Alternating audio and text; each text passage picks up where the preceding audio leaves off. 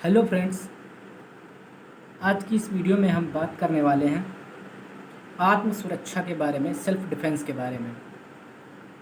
आपने पिछली वीडियो देखी होगी जो कि मैंने सेल्फ डिफेंस के बारे में ही बताया था, जो कि इंग्लिश में था। लेकिन आज इस वीडियो में हिंदी माध्यम में जो स्टूडेंट पढ़ रहे हैं उनके लिए जो है ये वीडियो है।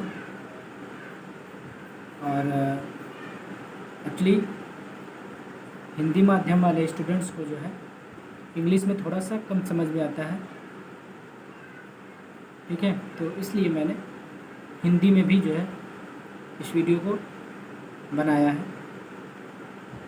तो अगर आप हमारे चैनल पर नए आए हैं तो चैनल को सब्सक्राइब ज़रूर करिएगा और वीडियो एंड तक ज़रूर देखिएगा। और वीडियो अच्छी लगे तो लाइक कर देना और अपने दोस्तों के साथ ज़्यादा से ज़्यादा वीडियो को शेयर करें। और चलिए आइए जानते हैं कि आत्म सुरक्षा कैसे करें, है ना। सेल्फ डिफेंस अपनी और अपने संपत्ति की या फिर, है ना, सामान की। तो वीडियो में अंत तक बने रहिएगा। प्रत्येक व्यक्ति को अपने शरीर तथा संपत्ति की सुरक्षा करने का विधिक अधिकार प्राप्त है और ऐसा करने के लिए वह आवश्यक शक्ति तथा बल का भी प्रयोग कर सकता है। आपने देखा होगा कि स्टेशनों पर या फिर कहीं आप जाते हैं, है ना, तो लिखा रहता है कि अपने सामान की सुरक्षा स्वयं करें, है ना। तो भाई सामान की तो सुरक्षा करनी है, अपने शरीर की भी तो सुरक्षा करना है स्वयं ही। तो इसलिए जो है लॉ में आत्मरक्षा के बारे में बताया गया है। तो प्रत्येक व्यक्ति को अपने शरीर तथा संपत्ति की सुरक्षा करने का विधिक अधिकार प्राप्त है भाई, और ऐसा करने के लिए वह आवश्यक शक्ति तथा बल का भी प्रयोग कर सकता है। इस प्रकार यदि कोई व्यक्ति अपने शरीर तथा संपत्ति की रक्षा करते हुए आवश्यक बल का प्रयोग करता है और किसी को क्षति पहुंचाता है तो उसके विरुद्ध कोई भी कार्यवाही नहीं की जा सकती है।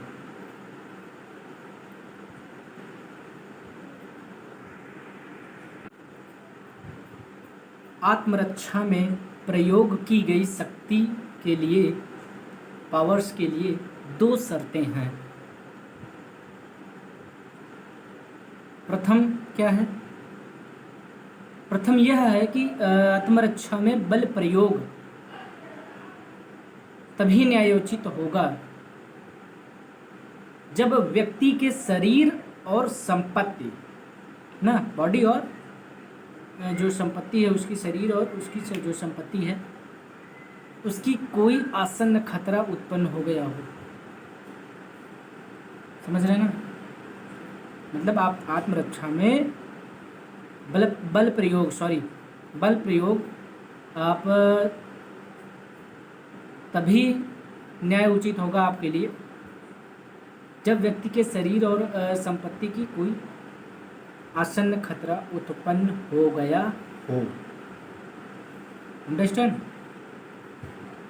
प्रथम पॉइंट तो ये है, प्रथम कंडीशन, प्रथम शर्त,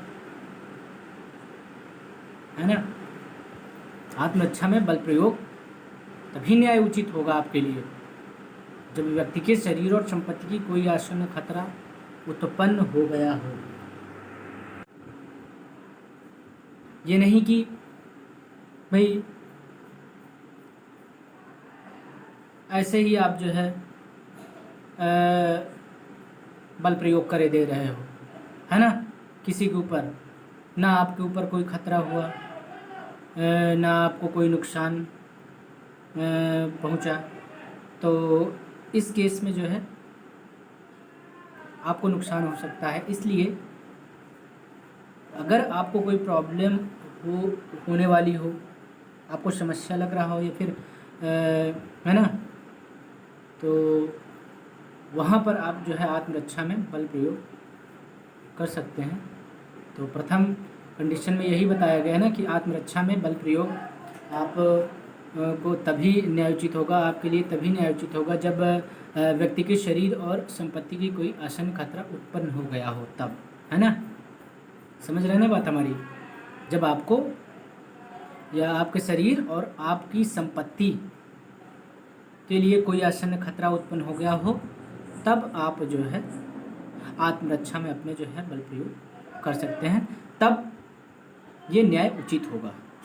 ठीक है। अब दूसरा, ये नहीं कि आप ऐसे ही जो है बल प्रयोग शुरू कर दो, मतलब आपके शरीर और संपत्ति को कोई खतरा नहीं हुआ, फिर भी आप ऐसे ही बल प्रयोग कर दे रहे हो, तो ये न्याय उचित नहीं है। ठीक है। दूसरा क्या है? दूसरा ये है कि बल प्रयोग को उपयुक्त परिस्थितियों में जितना आवश्यक हो उतना ही किया जाए।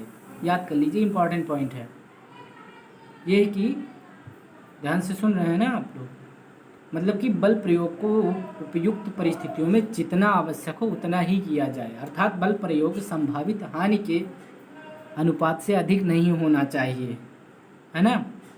ये नहीं कि आपको मतलब कि कोई प्रॉब्लम हुई, है ना, और आप मतलब थोड़ी सी दिक्कत आई और आप जो है ठोके दे रहे हो, तो ये जो है गलत है ना। दूसरे कंडीशन में क्या कहा गया, समझ में आ गई ना बात, कि बल प्रयोग को उपयुक्त परिस्थितियों में जितना आवश्यक हो उतना ही किया जाए, अनावश्यक सही नहीं है आपके लिए, वो न्याय उचित नहीं होगा। अर्थात बल प्रयोग संभावित हानि के अनुपात से अधिक नहीं होना चाहिए। समझ गए ना। अब एग्जाम्पल ले लिया गया, जैसे कि यदि मुझे कोई चांटा मारता है, ध्यान से सुनिएगा, इंपॉर्टेंट है, तो आत्मरक्षा में मैं उसके विरुद्ध तलवार या बंदूक का प्रयोग नहीं कर सकता।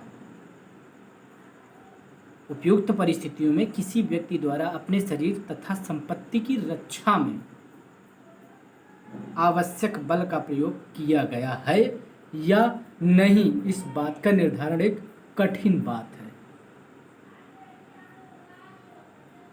और इसे प्रत्येक वाद के तथ्यों और परिस्थितियों के आधार पर ही निर्धारित किया जा सकता है। मतलब कि प्रत्येक वाद के तथ्यों और परिस्थितियों के आधार पर ही निर्धारित किया जा सकता है कि बल प्रयोग उचित अनुपात में हुआ है या आवश्यकता से अधिक हुआ है। बल का प्रयोग अत्यधिक नहीं किया जाना चाहिए। समझ रहे हैं ना। अगर आप हद से ज़्यादा किसी को नुकसान पहुंचा रहे हैं तो ये गलत है, ये फिर आत्मसुरक्षा में आपने नहीं किया है, यहाँ पर बदला कहा जाएगा कि आपने बदला लिया है, ऐसा। ठीक है। तो बल का प्रयोग अत्यधिक नहीं किया जाना चाहिए आत्मसुरक्षा में। बस बल का प्रयोग उतना ही किया जाए जितना न्याय उचित हो।